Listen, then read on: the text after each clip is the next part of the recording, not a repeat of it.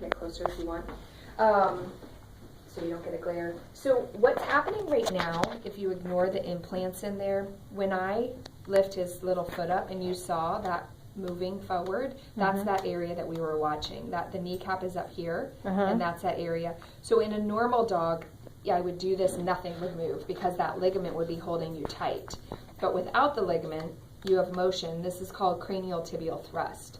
So what we know is if we do a TPLO, or a tibial plateau leveling osteotomy, which means we're going to level off this this back slope to 5 degrees. So most dogs are somewhere around 23 to 27 degrees or so. We're going to cut the bone and we're going to rotate this piece and make it a 5-degree slope, and then solid as a rock. And so that, now they're fixed. They don't have the ligament. They don't need the ligament once we do that.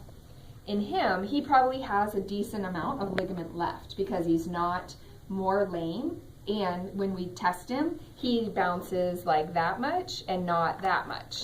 So I think he probably has some of that ligament. That does help protect the meniscus if we leave what's in there because it helps to keep the joint tight. But I think on the left side, he's clicky, so it may be a moot point. He may have already torn the meniscus. If the meniscus is flipped forward, usually they're much more lame, so I don't expect that, but he may have some trauma to it. And so we release it. So basically we cut it so that the part that might tear in the future, doesn't tear and you don't need another surgery. Okay.